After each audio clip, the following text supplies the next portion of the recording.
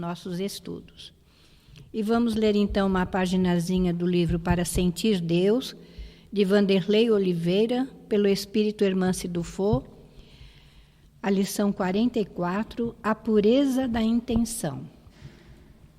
Ora, o fim do mandamento é o amor de um coração puro e de uma boa consciência e de uma fé não fingida. Primeira carta a Timóteo, capítulo 1, versículo 5. Em certas ocasiões, por imposição dos nossos deveres sociais, seremos compelidos a sustentar fachadas emocionais que não gostaríamos para não perturbar a lei do equilíbrio na convivência. Diante de nossa lealdade consciencial, sentiremos o incômodo do conflito nos agredindo com severos estados de desconforto. Assim que pudermos, busquemos Deus em nosso interior pela luz da oração e, ante a claridade da rogativa, indaguemos sobre a pureza de nossas intenções nas provas a que somos convocados. Examinemos nosso desconforto e procuremos nomear adequadamente os sentimentos que o gerenciam. Eles são pistas valorosas sobre nossa realidade pessoal e bússola segura para identificar a melhor postura nos desafios das relações. Cada episódio da convivência que nos constrange a condições emotivas indesejáveis é um clamor do mundo íntimo, solicitando-nos mais atenção ao que se passa em nossa vida profunda. É Deus chamando-nos por dentro para que escutemos quais são as lições a assimilar. No instante em que conseguirmos o estado de ligação com o Pai, sou pureza e sabedoria. Eu sou puro e vejo Deus. Tenho harmonia com todas as partes de minha intimidade. Uma rede de luz une-as em harmonia e paz. Eu vejo Deus nas dificuldades. Eu sou pureza e vejo Deus nas dificuldades. Graças a Deus. E diante desta belíssima lição, que nos une a Ti, ó Pai, agradecemos pelo dom da vida, por mais um dia de experiência, e que nós saiamos vencedores das nossas inferioridades, das nossas vicissitudes, para que possamos sim alcançar, Senhor, a Tua vibração de amor a nos envolver incessantemente. Ajuda-nos com a compreensão, nesse entendimento necessário ao nosso espírito, para que possamos fazer a vossa vontade acima de tudo. Envolve a nossa Sandra, que nos trará a palestra na tarde de hoje, o estudo do Teu Evangelho, para que ela seja inspirada, intuída, para nos trazer aquilo que nós necessitamos como espíritos imortais que somos. Abençoa todos nós que aqui estamos e que nós possamos aproveitar todas as lições, exemplificando e testemunhando tudo aquilo que o Pai nos permite.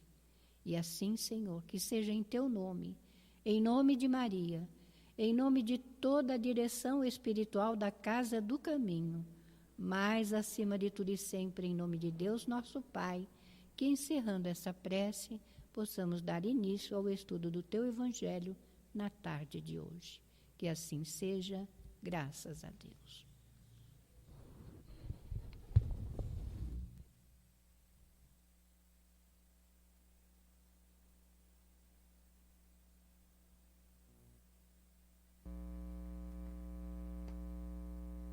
Boa tarde a todos.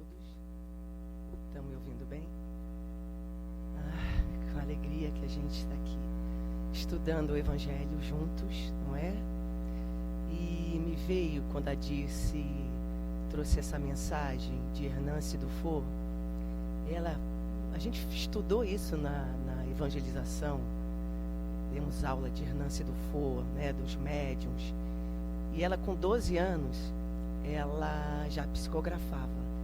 Bem jovem, ela psicografava, ela incorporava e ela participou na codificação. Então, muito jovem, ela já participava. Então, a gente pensa assim, todos somos médiuns? Sim, né? Determinados graus, e ela, desde jovem, ela já manifestava essa faculdade. Bom, então vamos lá. Hoje nós vamos iniciar o capítulo 18, que tem como título Parábola, muitos chamados e poucos os escolhidos. E a parábola, vamos falar um pouco da parábola de núpcias. Então, a gente começa a costurar um pouco e trazer a definição, o que é uma parábola, não é? O que é uma parábola? É uma história curta que tem um fundamento moral. Mas isso não basta para a gente, não é? A gente vai mais à frente. Qual é a etimologia dessa palavra? Qual é a origem dessa palavra? Então, parábola é uma palavra grega, tá? Que significa colocar as coisas lado a lado. É colocar as coisas ali, lado a lado, e fazer comparações. Né? Então, a definição, a origem dessa palavra é algo da gente fazer comparações entre coisas, não é? E Jesus, quando ele vem, né, traz isso para todos nós, porque não era só para os fariseus, para os saduceus, né, para o povo hebreu naquela época, mas é para todos nós essa parábola que ele traz. Ele podia falar em qualquer língua. Ele poderia usar qualquer linguagem, qualquer metáfora, qualquer figura de linguagem, não é? Mas ele escolheu como, vamos dizer, ferramenta pedagógica a parábola, para trazer o quê? As coisas espirituais, para falar sobre o reino de Deus, não é? Para falar sobre a vida eterna, ok? É claro que a parábola, quando Jesus traz, vai entender que tem ouvidos de ouvir, né?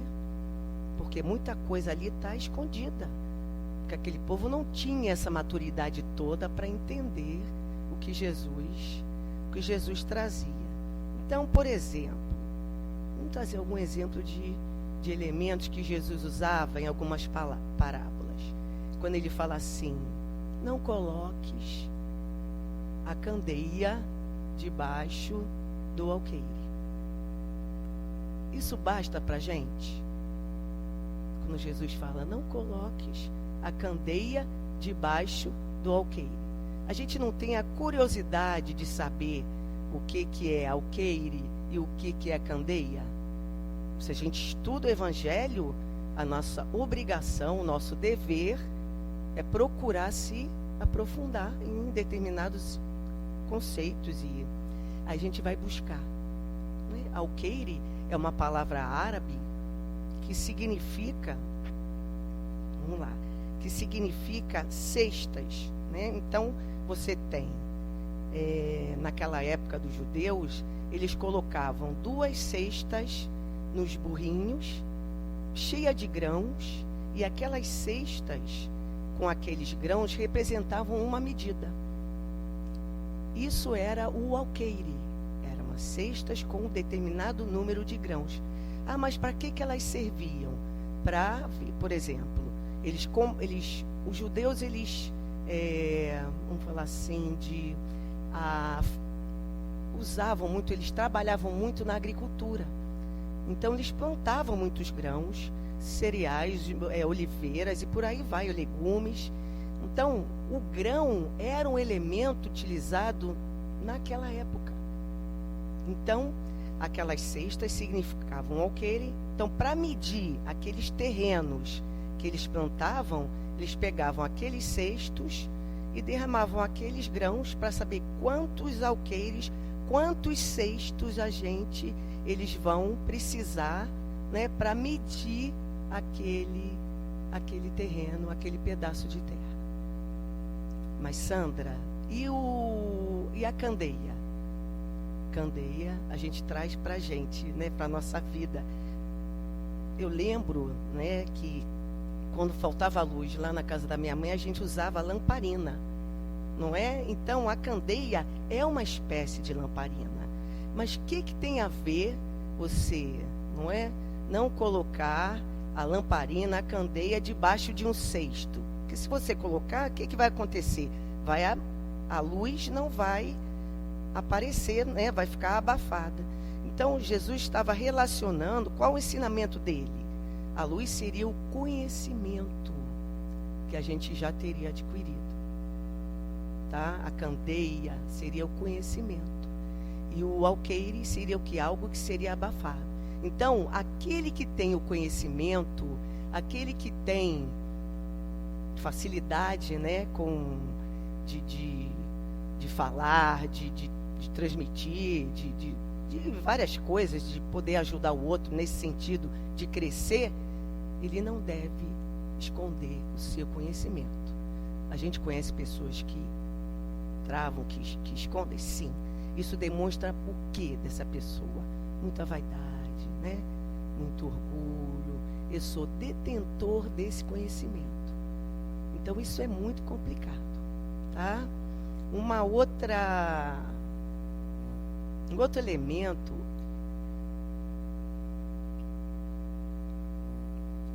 que também Jesus traz em uma das suas parábolas é o grão de mostarda. A gente já ouviu falar do grão de mostarda, não é?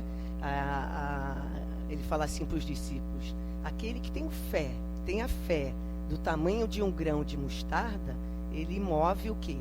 Montanhas, que são as nossas dificuldades.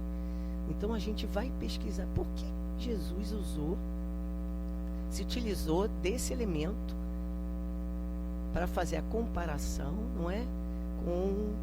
Para explicar de forma mais clara o que a relação da fé com esse grão de mostarda. O grão de mostarda é uma semente pequeníssima. Ela tem 2 milímetros de diâmetro, então 1 milímetro é bem pequeno, né? Então, só que a mostarda, o grão de mostarda, quando você vai cuidando, né, com todo o zelo, né, você vai adubando a terra, você vai plantando, ela atinge uma árvore, ela consegue ter a altura de 3 metros. Então, olha só, a potência desse grão, minúsculo, mínimo, e ele bem cuidado, ele chega a 3 metros de altura. Aí a gente pergunta, o que tem a ver a fé com, não é? Aí ele vem explicar de forma clara. Se a gente tiver a fé ela já está conosco. Já está dentro da gente. Basta a gente fazer o quê? Potencializar. Cuidar, tratar, fazer com que ela se desenvolva. Mas como é que eu faço isso? Como é que eu desenvolvo essa fé? Porque eu sou tão... Não acredito, eu só acredito vendo. Isso eu gosto de São Tomé, não é? Mas como é que a gente desenvolve a fé? No estudo, na boa vontade, no serviço do bem. A gente vai desenvolvendo essa fé. Então, é cuidando, é como grão de mostarda, não é? É cuidando, é zelando, é adubando com todos esses atributos aí que a gente precisa conquistar. E a boa vontade, não é? Que é importantíssimo. Então, a gente fez esse preâmbulo aí para a gente entender um pouco. Como nós somos curiosos, né? Eu sou muito curiosa, então preciso saber de onde vêm as coisas. Quando eu não sei, aquilo, né, não consigo falar, consigo explicar isso na profissão, isso em todas as coisas. Acho que vocês também, não é? A gente só consegue passar alguma coisa no momento que a gente entende. Senão é complicado. Você vai decorar uma fala de Jesus? Não dá para mim, não dá, acho que para muita gente. Então, vamos destrinchar as coisas, elementos que Jesus usa, tá? E eu vou fazer aí um pedido. Nós temos os cursos à tarde do Evangelho, não é? Do céu e inferno. Livro dos Espíritos, não. Mas temos os cursos. Então, é um momento da gente trocar. É um momento da gente perguntar. Um sabe uma coisa, outro sabe outra. E assim a gente vai crescendo. Aí a gente pensa assim, aí eu fujo do curso, né? Eu tenho outras coisas para fazer. A gente vai ver hoje isso aqui. São as desculpas, são as fugidas que a gente dá, são as prioridades que a gente determina nas nossas vidas e faz com que a gente vá se afastando aos poucos desses ensinamentos que fortalecem a gente. Momento de doença, momento de doenças assim bem complicadas, o que nos sustenta? É o Evangelho, não é? As palavras de Jesus. Eu falo isso de cadeira, fico até arrepiada. E é mesmo. Se não fosse o Evangelho, se não fosse a doutrina, como é que a gente vai, né, caminhar? Nós somos frágeis. Nós não somos covardes, nós somos frágeis. Então, o que alimenta, né? Para a gente não ser frágil, vamos ser fortes como? Lendo, estudando, fortalecendo e atraindo quem? Esses amigos espirituais maravilhosos que estão vibrando por todos nós. Hoje nós escolhemos estar aqui. Ótimo, parabéns para todos nós. Ok? Então vamos lá. Então,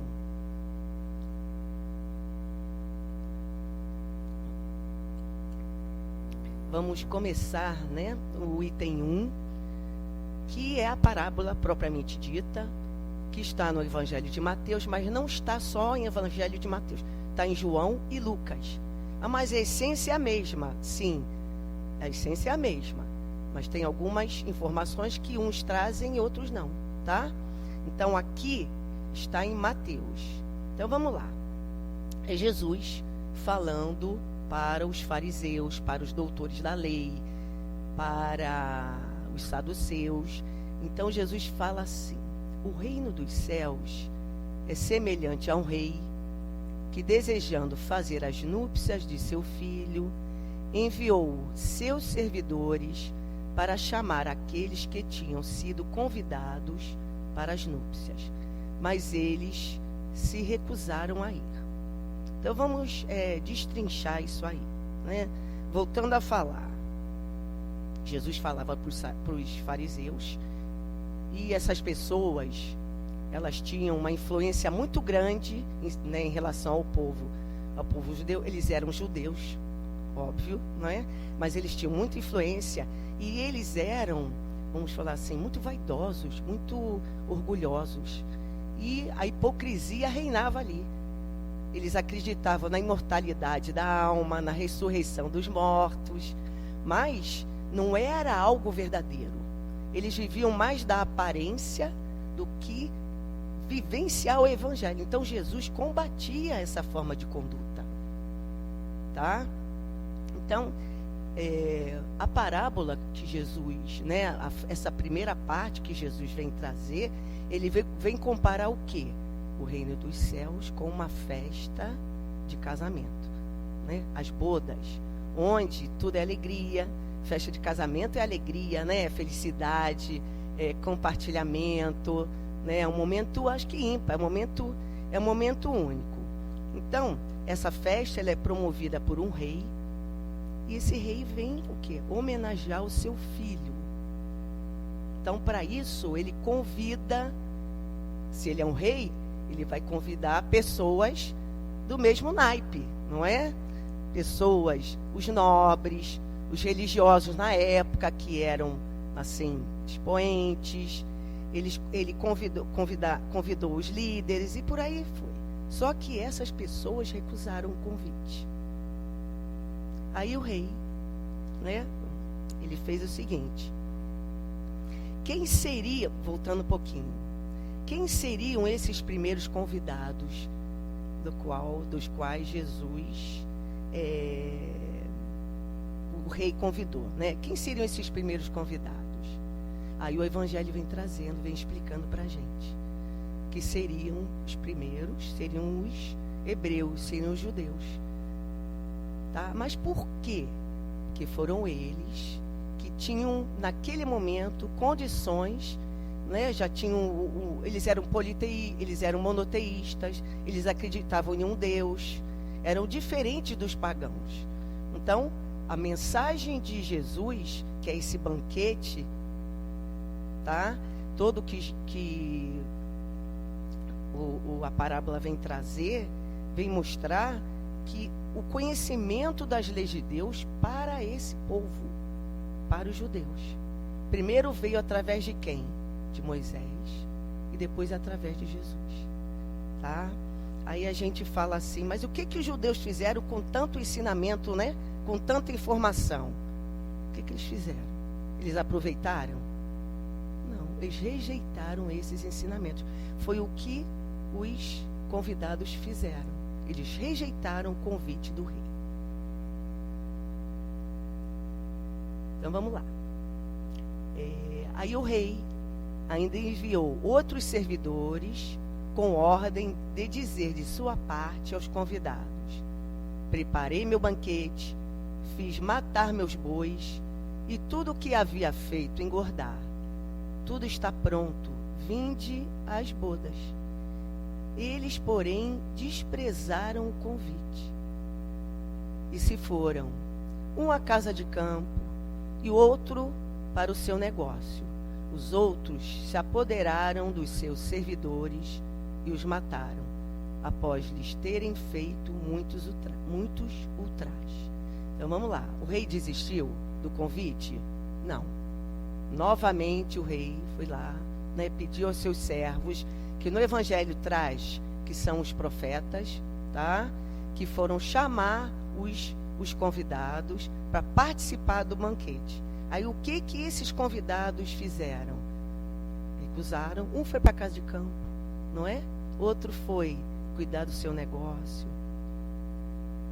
Aí a gente pensa assim, foram indiferentes a esse convite? Foram, não é?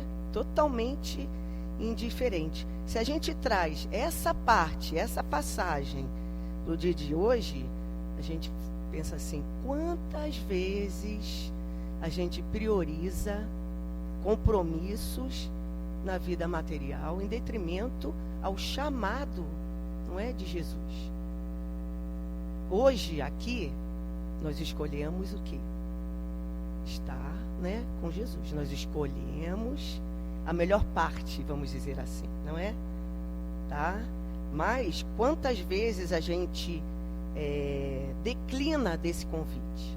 Quantas pessoas aqui, vamos falar da gente, são convidadas a participar de um trabalho, numa casa espírita? Não estou falando só casa espírita, um trabalho do bem. E quantas desculpas a gente dá? Eu falo para vocês de cadeira mesmo. Quando tinha curso à tarde, antes da pandemia, a Albinha falava assim, a Albinha olhava para mim de longe, aí aquele olhar dela, né? Aí eu ia devagarinho embora, quando na outra semana, ela falava assim, fugiu, né? Fugiu. Né? Então, eram escolhas que a gente ainda fazia, escolhas equivocadas, que hoje em dia a gente vai amadurecendo. A gente sabe agora o que é importante para a gente, espíritos imortais. A gente sabe, não é? Então, o que é importante? É a gente se melhorar a cada dia, a gente se esforçar para ser bom, não é? Não é bobo, não. O ser bom não é ser bobo, não é? É ser bom de coração, é ter pureza no coração, é olhar o outro de forma caridosa, de pensar, epa, o outro está no momento dele. Não vou julgar, e por aí a gente vai melhorando. A gente não vai dar saltos. Você, Madre Teresa, não, de um dia para o outro, mas a gente já quer isso. A gente já quer. A gente não quer ser mais como nós éramos no passado. E eu falo nessa vida mesmo. Se a gente olha para trás, a gente não quer mais fazer as mesmas coisas que a gente fazia. Então, para isso, exige o quê? Luta, exige esforço, não é fácil. É mais fácil hoje, sexta-feira à tarde, sexta-feira à tarde, sexta-feira eu não trabalho, né? Ah, mas você pode. Tá, já tô quase dobrando o cabo da esperança, então já trabalhei bastante, né? Então, sexta-feira é o dia de quê? Da casa do caminho. É prioridade. Sábado de manhã é dia de quê? Da casa do caminho. É o dia da evangelização. Ah, mas eu queria ir ao shopping. Vai à noite. Vai domingo. Não é? A menos que você tenha um compromisso sério, ok. Mas a nossa tarefa, a nossa responsabilidade, não é? Nós que somos evangelizadoras, né, Grazi, né? Então, a gente assumiu esse compromisso na espiritualidade. Então, como é que agora a gente vai falar, não vou? Eu quero dormir mais. Não é possível perder mais tempo. Então,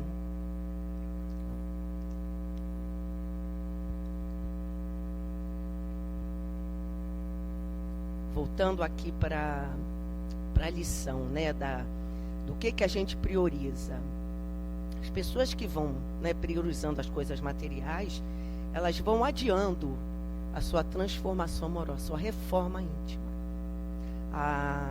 Então quer dizer que eu não posso falar assim, ó, na outra encarnação eu começo a estudar sobre Jesus. Perdeu tempo, não é? Eu vou empurrar com a barriga porque agora eu quero fazer outras coisas. Ok. Eu quero fazer ginástica o dia todo. Ok. A gente tem que cuidar do corpo. A gente sabe disso. Com certeza é instrumento, né, do espírito para a gente evoluir. A gente tem que cuidar do emocional? Tem. Mas a gente tem que cuidar da parte espiritual? Com certeza. É o que eu falei antes.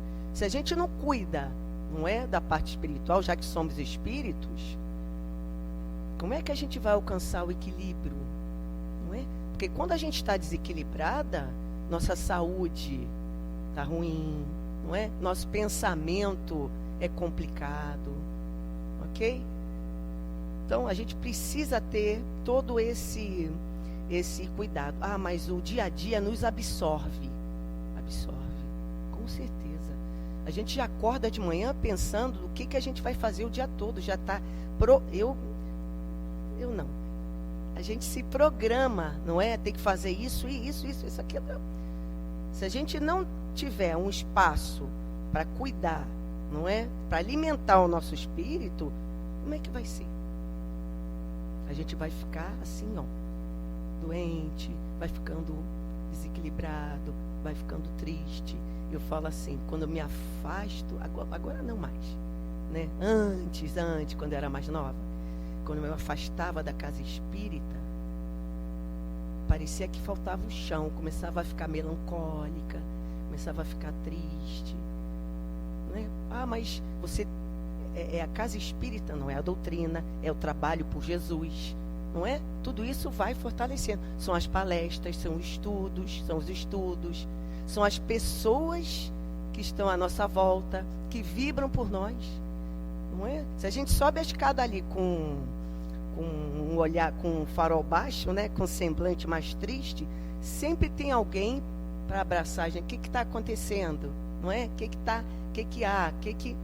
Então, a gente precisa ter esse olhar, a gente precisa ter essa atenção, porque muitas coisas vão chamar a gente para a gente se afastar, né, do trabalho de Jesus, dos estudos, das palestras.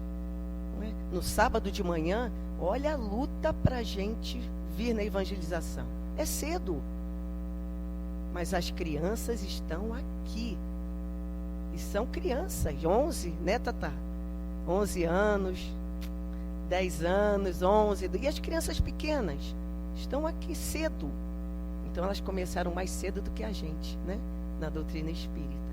Então, é importante, né, que a gente tenha esse pensamento e essa força. É luta. Então, vamos lá. O rei, sabendo disso, porque eles recusaram o convite na segunda vez. Aí foram para a casa de campo, o outro foi para os negócios e tal. O rei, sabendo disso, encheu-se de cólera e, enviando seus soldados, exterminou os assassinos e queimou a cidade deles. Então o rei disse aos seus servidores: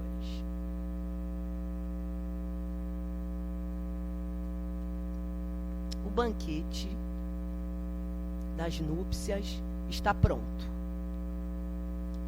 O rei, ele não voltou atrás. O banquete estava pronto e ele ordenou assim, pediu para os servos, para eles irem na rua e chamar todos que eles encontrassem. Então, os estropiados, os coxos, não houve assim não houve preconceito. Então, de raça, de cultura, de qualquer coisa, chamou os pagãos, os gentios, chamou todas as pessoas que eles encontraram na rua. Aí ele fala assim, trouxeram todos os que iam encontrando, bons e maus, e a sala do banquete das núpcias ficou cheia de pessoas que se sentaram à mesa. Então imagina, na festa que você preparou de um rei, um banquete, né, com pessoas variadas, vestidas de todas as formas, não é? Quando a gente abre o leque para chamar todo mundo, a gente não vai falar, fulano, você vem de smoking, fulano, você vem de terno, fulano, não é? Não vem de calça jeans. Não, ele abriu, né, para todas as pessoas. Então, quando a gente fala assim, né, que o rei chamou os servos chamaram todas as pessoas, pagãos, a gente lembra muito de Paulo de Tarso. A tarefa dele, não é? A tarefa de Paulo foi levar os ensinamentos de Jesus aos gentios, aqueles que não eram cristãos. E a lição, ela fala disso, né? Fala dessa missão. Tanto que Paulo é chamado de apóstolo dos gentios, né, Kilson? Mas Paulo era diferente. Não. Paulo recebeu na porta de Damasco a mensagem direta, né? Ali, ó, tete a tete com Jesus. Então ele era diferente. Aí a gente pensa, poxa, a mensagem de Jesus é a mesma para todas as pessoas. A essência é a mesma. Mas a forma, né, que esse convite, na época Jesus chamou Paulo, não é? Foi um convite que ele fez. A forma como esse convite chama, né, a todos nós, convoca a todos nós, pode ser diferente, mas a essência é a mesma. E a gente declina, né, desse convite. E outra coisa, às vezes esse convite é feito de forma sutil, de forma que a gente nem percebe. Às vezes a gente vem na casa do caminho, estou falando casa do caminho porque é a nossa casa, não vou falar de outra casa. A gente vem, assiste uma palestra, daqui a pouco você vê alguém servir uma aguinha, aí você fala assim, posso ajudar? É um convite sutil de Jesus? É. Não é? Às vezes a gente chega ali meio virado, né? Tal, meio aborrecido, aí senta, ouve a palestra, aí vê a pessoa servindo. Posso ajudar? Isso é um chamado, é um convite de Jesus. O convite de Jesus não está para você assim, ó. Você vai levantar um orfanato, vai ajudar um montão de gente. A gente ainda não é dessa forma, né? A gente vai devagar, vai tenteando e a gente chega lá. Cada um no seu tempo, né? E em cima disso tudo, desse convite, a gente lembra da história, né, do jovem rico. A gente já ouviu algumas vezes aqui. Então a gente relembra essa história porque o jovem rico, ele chegou para Jesus e me falou assim, mestre, o que eu faço para alcançar o reino de Deus? que eu faço para alcançar a vida eterna? Aí Jesus fala para ele assim: cumpre os mandamentos. Cumpre os mandamentos. E ele então responde a Jesus: mas isso eu já faço. Isso eu já faço. Aí Jesus olha para ele, vê ali alguma coisa e fala assim: olha, larga o que tens e me segue. Agora a gente imagina, jovem, né? A juventude pela frente, rico, uma família abastada, com todo o conforto, não é? Vaidade, porque ele era um atleta, né? Então ele tinha aquele glamour, né, dos fãs, do pessoal que, né, que vibrava quando ele vencia a corrida de bigas, porque ele era um corredor daquelas carruagens, não é? Então, como é que um jovem, né, vai renunciar a tudo isso para seguir Jesus? Para ele ainda era muito difícil. Então ele virou as costas. E no livro Primícias do Reino, de Amélia Rodrigues, traz a história toda, em detalhes, desse jovem rico. Então fala que nessa corrida, antes disso, ele falou para Jesus: Jesus, eu vou seguir, mas primeiro eu vou correr. Eu tenho uma corrida e preciso, todo mundo está apostando em mim, não é? Olha a vaidade aí, né? Os louros, ele queria ouvir aqueles aplausos, aquilo tudo. E ele foi para uma semana depois para essa corrida. O que aconteceu? Uma das rodas da carruagem que ele estava se soltou e ele veio a desencarnar. Então, quando Jesus olha para ele, não é? E fala assim: largue tudo, renuncie e me segue. Jesus já estava vendo que ele iria desencarnar, certo? Então, ele, nesse momento, ele perdeu o quê? A oportunidade de vivenciar os ensinamentos de Jesus, de estar com Jesus. Eu penso, se Jesus subisse essa rampa, como é que a gente ia ficar? Imagina ele com Jesus ali pertinho, tete a tete, né? Então, esse jovem, ele não soube renunciar. E a gente sabe, né, hoje, um voto para hoje, aqui, a gente renunciou a alguma coisa, com certeza. A gente já tem essa noção, né? Renunciei porque eu sei que lá na frente eu vou colher o quê? Os louros, não esses louros do jovem rico, não é?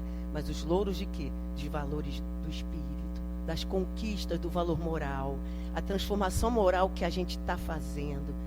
Então isso tudo eu vou colher, não é? Só que agora, se a gente se colocar nesse momento, né, nessa história do jovem rico, será que a gente iria renunciar com tanta facilidade, não é, que ele tinha? É difícil, mas cabe o quê? A reflexão, né?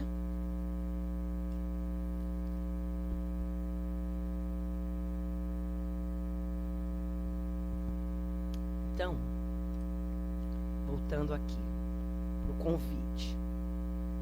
O convite que Jesus faz a todos nós, ele não tem trégua, né? Não tem trégua, não tem espaço, não tem... É constante. Esse convite é constante para a gente se renovar, né? A cada dia. Às vezes a gente pensa que esse convite, que esse chamado é só para trabalhar, né? Servir a água, varrer o chão da casa espírita, algo desse tipo, né? Ou num templo religioso. Mas não. O convite a Jesus, servir a Jesus, tem um sentido maior. Não fica restrito somente ao estudo, à palestra. E no livro Fonte Viva, psicografado por Chico, traz uma mensagem belíssima que fala sobre o convite, o chamado de Jesus. Então, ela tem assim, ó, o título é Ouçamos. E logo chamou, está no Evangelho de Marcos. Vem falado desse significado mais amplo. Em cada situação do caminho, é possível registrar o chamamento celeste. No templo familiar, onde surgem problemas difíceis. Ante o companheiro desconhecido que pede cooperação. À frente do adversário que espera entendimento e tolerância. Isso tudo são convites que Jesus está fazendo para a gente. Tá? Aí ele continua. Ao pé do enfermo que aguarda assistência e carinho. À face do ignorante que reclama socorro e ensinamento. Junto à criança que roga bondade e compreensão. Que muitas vezes a gente não entende, né? Que a criança chega perto e quer o carinho e quer estar ali, né, abraçada com a gente. A gente, tô sem tempo, essas coisas. Por onde formos, Jesus, mestre silencioso, nos chama ao testemunho da lição que aprendemos. Nas menores experiências, no trabalho ou no lazer, no lar ou na via pública, eis que nos convida ao exercício incessante do bem. Então, aí vou acabar aqui. Nesse sentido, o discípulo do Evangelho encontra no mundo o santuário de sua fé e na humanidade a sua própria família, assinalando, pois, a norma cristã como inspiração para todas as lides cotidianas. Ouçamos a palavra do Senhor em todos os ângulos do caminho, procurando segui-lo com invariável fidelidade, hoje e sempre. Então, Jesus está a todo momento nos convidando a fazer o quê? Fazer o quê? Fazer o bem, né? Seja no lar, seja... Porque na casa espírita é fácil, é mais fácil fazer o bem, não é? A gente... Por mais que o nosso pensamento seja complicado, mas a gente não externa uma briga, uma agressão, não é? A gente tem o controle, a gente se controla, mas do portão para fora, a gente já volta, né, a ser o que a gente é. Realmente, a gente não mudou, é porque aqui a gente está contido, a gente sabe que não deve falar determinadas coisas, que a gente não deve pensar em relação a certos comportamentos. Então, é isso que ele vem. O trabalho é sem trégua. Tá? Eu fiquei em dúvida se eu ia falar isso, mas vou falar. Quando o trabalho é sem trégua, me veio, né? Eu tive um sonho essa semana e eu encontrava era um lugar sem saída. Era uma cidade que não tinha saída, era ampla, mas sem saída. E tinha um homem que parecia ser um morador de rua, né? E ele usava uma faca. Então, quando eu me aproximei, ele veio com a faca. E nesse momento, a primeira sensação que eu tive foi de medo. Mas aí eu falei assim: guarda essa faca, coloque atrás da roupa. Eu lembro disso perfeitamente. Então ele fez assim, colocou a faca atrás e eu comecei a conversar com ele.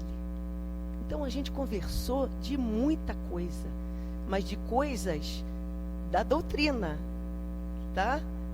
Não foram coisas de trabalho profissional, não, coisas da doutrina. Quando acabou aquele assunto, ele falou assim: obrigado, agradeceu, né, o que a gente tinha falado. Sandra, para que você trouxe isso? Eu acordei, eu lembro até hoje, o sonho não apagou da minha mente. Sandra, para que você trouxe isso? Porque o trabalho é constante, né? A gente não para. Eu dormi, vou descansar. Não, vamos trabalhar. E graças a Deus a gente tem esse respaldo da doutrina, porque aí a gente tem condições de conversar com esses espíritos que vêm ali em sonho para serem o quê? Ajudados. Isso foi em sonho, mas quantos espíritos, quantas pessoas estão, né, chegam até nós e que precisam de uma fala, de um conselho, de um abraço, de um sorriso, de uma... Não é? Tem um aluno, rapidinho, tá, gente? Tem que falar de aluno, senão não sou eu. Ele se chama João. É dentro disso, tá, gente? Não é nada surreal. E ele, levado da breca, levado. E não sei o que eu falei, que ele disse assim: professora,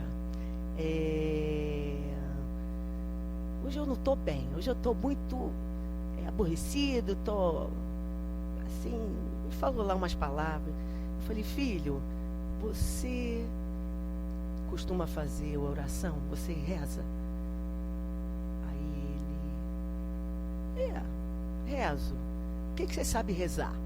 Aí ele falou assim, eu falei: sabe rezar Ave Maria? Aí ele: não. Aí, Pai Nosso. Aí ele falou: Pai Nosso. Então tá, então vamos.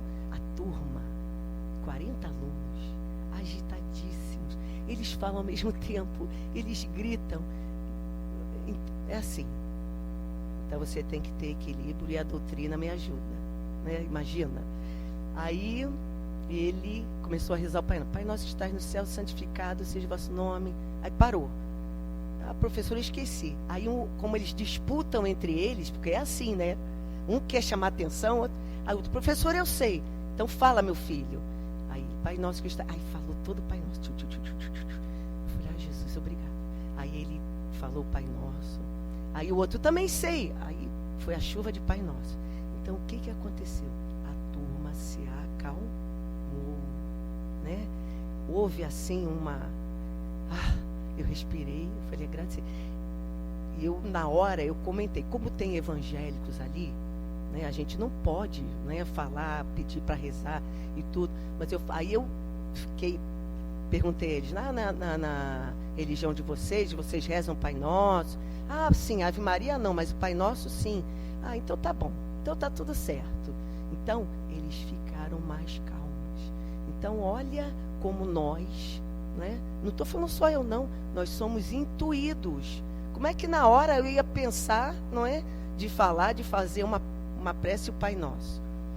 Então, quando a gente, assim, eu penso no meu coração, quando a gente está com boa vontade, não é? Quando a gente quer fazer o melhor, porque a gente tem que fazer o melhor onde a gente estiver. Não importa. Pode ser lá no município, não sei o quê, vou fazer igual a todo mundo. Não, é fazer o melhor. Na doutrina espírita, vai fazer um estudo? Estuda mais do que você precisa. É assim que a gente deve se comportar.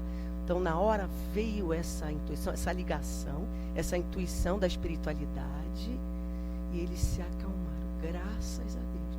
Então, a ajuda que a gente recebe, a gente não tem noção, não é? Então,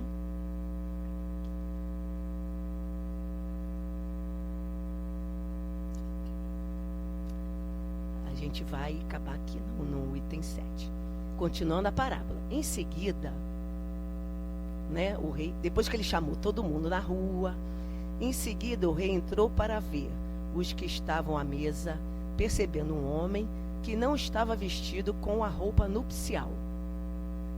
Disse-lhe: meu amigo, como entraste aqui sem ter a roupa nupcial? Mas o homem permaneceu calado.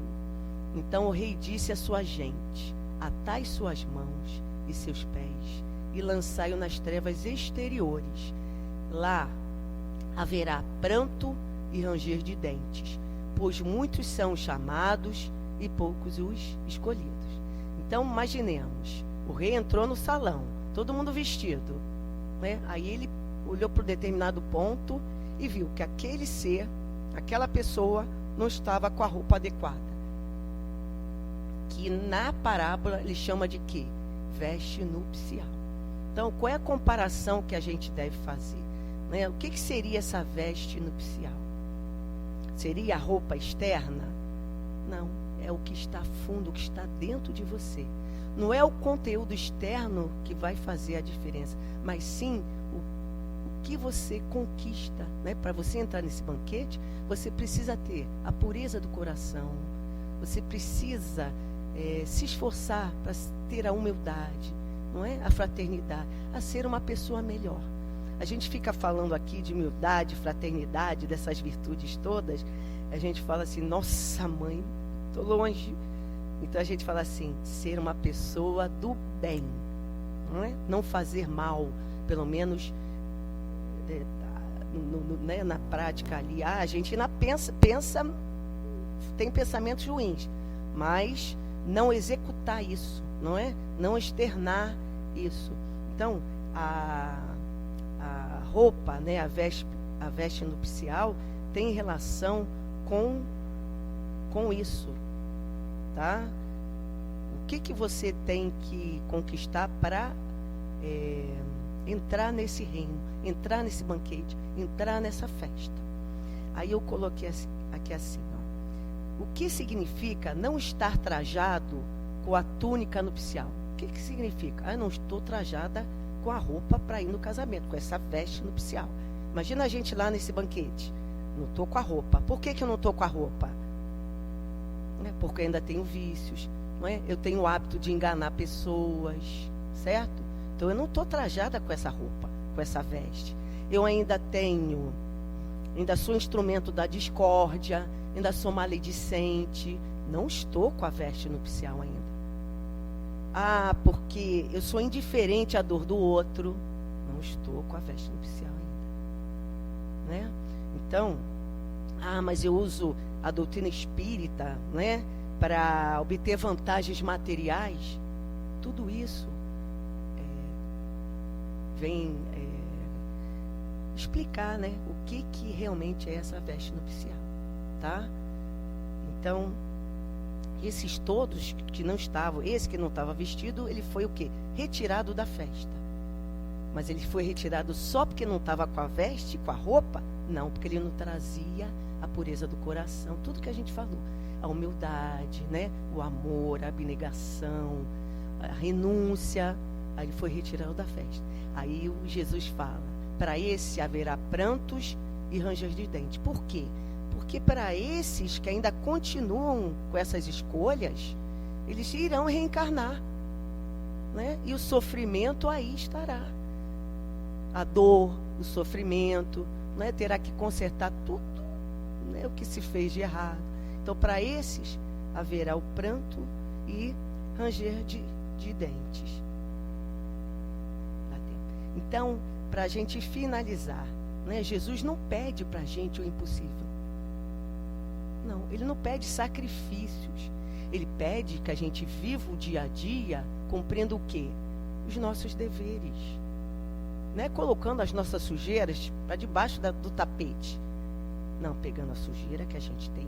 Eu sou desse jeito. O que eu preciso trabalhar para me melhorar? Não é?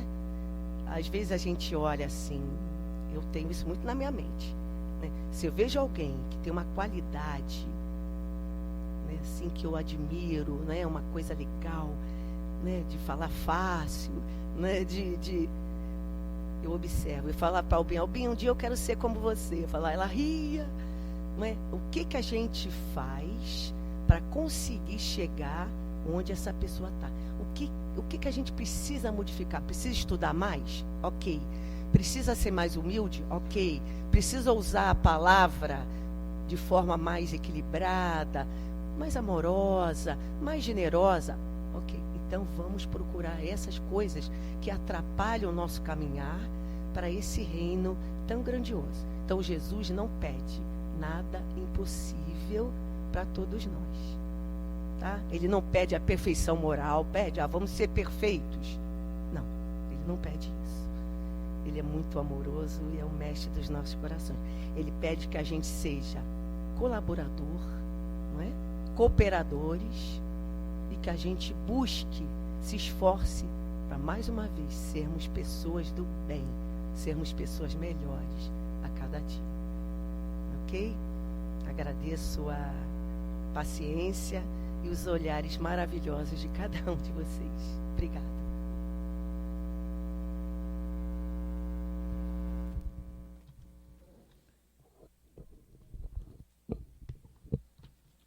Fonte Viva, pelo Espírito Emmanuel, lição 68, sementeira e construção. Porque nós somos cooperadores de Deus, e vós sois lavoura de Deus e edifício de Deus. Paulo está na primeira epístola aos Coríntios, capítulo 3, versículo 9. Asseverando Paulo a sua condição de cooperador de Deus e designando a lavoura e o edifício do Senhor nos seguidores e beneficiários do Evangelho que o cercavam, traçou o quadro espiritual que sempre existirá na terra em aperfeiçoamento entre os que conhecem e os que ignoram a verdade divina. Se já recebemos da Boa Nova a lâmpada acesa para a nossa jornada, somos compulsoriamente considerados colaboradores do ministério de Jesus, competindo-nos a sementeira e a construção dele em todas as criaturas que nos partilham a estrada. Conhecemos, pois, na essência, qual serviço que a revelação nos indica, logo nos aproximemos da luz cristã. Se já guardamos a bênção do Mestre, cabe-nos restaurar o equilíbrio das correntes da vida, onde permanecemos ajudando aos que se desajudam, enxergando algo para os que jazem cegos e ouvindo alguma coisa em proveito dos que permanecem surdos, a fim de que a obra do reino divino cresça, progrida e santifique toda a terra.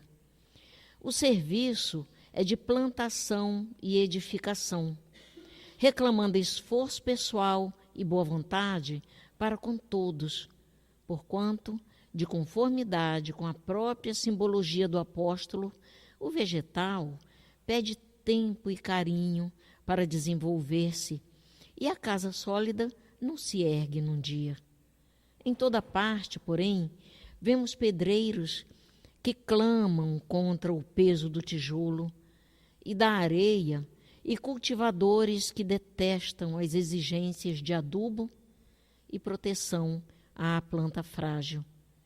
O ensinamento do Evangelho, contudo, não deixa margem a qualquer dúvida.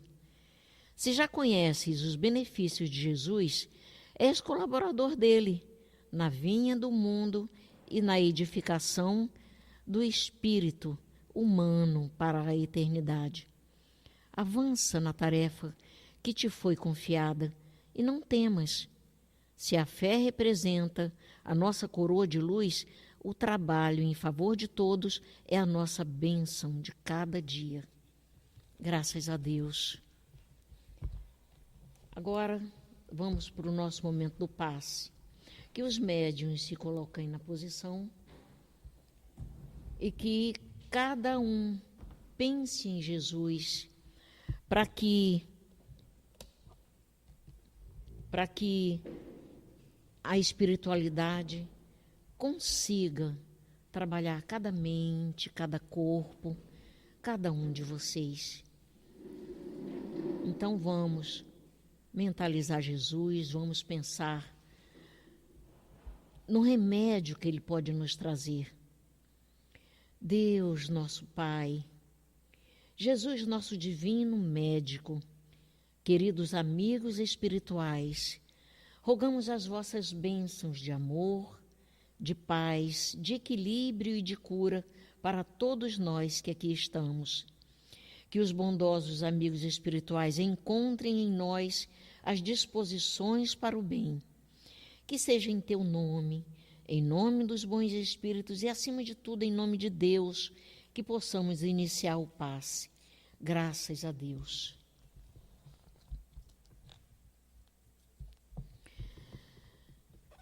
É razoável que todos os homens procurem compreender a substância dos atos que praticam nas atividades diárias, ainda que estejam obedecendo a certos regulamentos do mundo que os compelem a determinadas atitudes. É necessário examinar a qualidade de sua contribuição pessoal na semeadura, porquanto é da lei de Deus que toda semeadura se desenvolva. O bem semeia a vida, e o mal semeia a morte. O bem é o movimento evolutivo na evolução para a divindade, e o mal é a estagnação. Muitos espíritos, de corpo em corpo, permanecem na Terra com as mesmas repetições de erros durante milênios, com a semeadura prejudicial. Atravessam os dias resgatando débitos escabrosos e caindo de novo pela renovação da sementeira indesejável. A existência desses débitos constitui largo círculo vicioso, porque o mal os enraiza ao solo ardente e árido das paixões ingratas. Somente o bem pode conferir o prêmio da liberdade suprema, representando a chave única capaz de abrir as portas sagradas do infinito para a alma ansiosa. Que haja suficiente cuidado em nós cada dia, porquanto o bem ou o mal, tendo sido semeados, crescerão junto de nós, de conformidade com as leis que regem a vida. Grande responsabilidade Emmanuel nos dá, chamando-nos à razão de que, se somos detentores do conhecimento espírita, somos trabalhadores da seara do Cristo, inicialmente como estagiário, que ainda precisa aprender como semear, como edificar. Nos inscrevemos em curso de longa duração, em que o trabalho cooperativo é de fundamental importância, e a paciência no trabalho é necessária, pois, como diz Emmanuel, o serviço é de plantação e edificação, reclamando esforço pessoal e boa vontade para com todos, porquanto, de conformidade com a própria simbologia do apóstolo Paulo, o vegetal pede tempo e carinho para desenvolver-se, e a casa sólida não se ergue num dia. Estamos vivendo momentos críticos em nosso planeta, onde o mal ainda impera, a nossa humanidade está reconstruindo ou mesmo se edificando, visando estabelecer o reino de Deus neste planeta, que agora está no limiar de se transformar em um planeta de regeneração. Então, todo aquele que já detém o conhecimento cristão se configura como um obreiro do Senhor e da última hora. Como diz o Espírito Constantino, lá no Evangelho, no capítulo 20, item 2, ele diz: todos viemos quando fomos chamados. Um pouco mais cedo, um pouco mais tarde, para a encarnação. Mas há quantos séculos e séculos o Senhor nos chamava para a sua vinha, sem que quiséssemos penetrar nela? Portanto, empreguemos bem a hora que nos resta, e não esqueçamos nunca que a nossa existência, por mais longa que nos pareça, mas não é do que um instante fugitivo na imensidade dos tempos que formam para nós a eternidade. Então, o que o apóstolo Paulo nos ensinou foi ratificado pela doutrina espírita, que possamos corresponder ao chamado para o trabalho, aprendendo e ensinando com paciência e voltados para o que mais importa numa vida corpórea, que é praticar as leis de Deus, se purificando a cada dia, para que um dia possamos ser chamados filhos de Deus. Que Deus, que Jesus, que os amigos espirituais nos protejam e nos ajudem sempre, graças a Deus.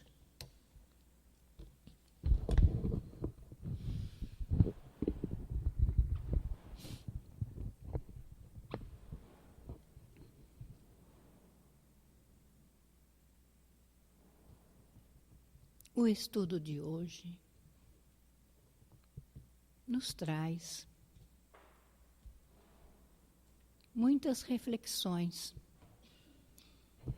sobre o que nós estamos fazendo com o conhecimento que nós estamos adquirindo.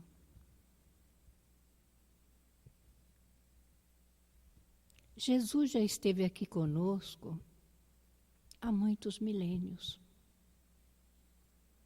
Poderia ter mandado emissários em seu lugar, mas preferiu ele mesmo vir dar testemunho daquilo que deveríamos ser, de como devíamos nos comportar diante da vida. Mas nós, espíritos rebeldes, indisciplinados com a doutrina espírita, com a palavra do Cristo, ainda nos rebelamos diante de algumas atitudes, de algumas situações na nossa existência. Mas vamos fazer a nossa parte, seguir o ensinamento do Cristo, procurar praticá-lo em toda a sua extensão, amando aos nossos irmãos de caminhada, compreendendo aqueles que não pensam como nós, e aceitando as dificuldades e as adversidades da vida como uma oportunidade de nós nos melhorarmos, em praticarmos o bem, em fazermos o nosso melhor, porque cada um prestará contas daquilo que fizer e daquilo que receber. Não nos iludamos. Todos estamos na terra para expiar e expurgar tudo aquilo que construímos num passado ainda muito recente. Mas Deus quer a nossa felicidade. Então aproveitemos os ensinamentos e busquemos com toda a boa vontade o espírito de renúncia, o espírito de sacrifício, o espírito de doação, e olhemos uns pelos outros, oremos uns pelos outros, porque necessitados e doentes somos todos nós. Mas temos sim Jesus como médico de nossas almas, que nos auxilia em todas as situações da nossa vida. Então não temamos, sigamos sim as suas pegadas, testemunhemos tudo aquilo que aprendamos dele, e façamos a nossa parte com muita responsabilidade. E que Deus, na sua infinita misericórdia, dê a força, dê o ânimo e a coragem para todos aqueles que estão passando dificuldades, por aqueles que então estão enfrentando problemas, e vençamos a nós mesmos. Fortaleçamos a nossa fé e olhemos para os outros com compaixão e misericórdia, porque todos nós estamos na terra para nos melhorarmos. Este é o objetivo e o propósito de Deus para cada um de nós. Que Ele possa nos abençoar, que Ele possa nos dar a força e a coragem para vencermos a nós mesmos, hoje, agora e todo sempre. Graças a Deus.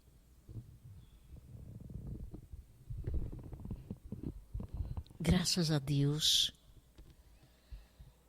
Graças a Ti, Senhor Jesus. Diante desses ensinamentos que surgiram hoje nessa reunião, nós te pedimos, Senhor, que possamos trazer esses ensinamentos em nossas mentes, em nossos corações e principalmente em nossas ações. Que o nosso querer caminhar no bem seja fortalecido por Ti, Senhor Jesus, juntamente com o fortalecimento da nossa fé. Ajuda-nos a caminhar, mostra-nos o Seu caminho e ajuda-nos a caminhar. Que possamos, Senhor Jesus, merecer o Teu amor, a Tua luz e a Tua paz, Senhor Jesus. Obrigado, Senhor Jesus, por esse momento de luz.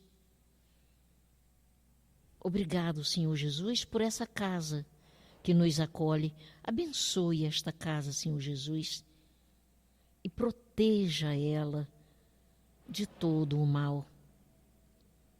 Obrigado, Senhor Jesus, pela existência dos amigos espirituais em nossas vidas. Abençoe-os, ilumine-os e fortaleça-os no seu amor, na sua luz e na sua paz. Obrigado, Senhor Jesus, por sua existência em nossas vidas. Obrigado por tudo, Senhor Jesus. Que possamos voltar para os nossos lares amparados e protegidos com o seu amor, pelos amigos espirituais que nos acompanharam até aqui. E que cheguemos em nossos lares sãos e salvos na vossa santa paz. Que assim seja, graças a Deus. Em seu nome, Senhor Jesus, em nome dos amigos espirituais que aqui estão e principalmente em nome de Deus, nosso Pai, pedimos permissão para encerrar os nossos trabalhos nessa tarde de hoje. Que assim seja, graças a Deus.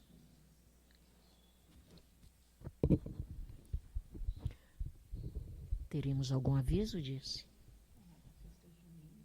Na nossa festa junina? Pode. Então, vamos lembrar da nossa festa junina. A nossa festa junina vai ser no dia 16 de julho. Então, nós pedimos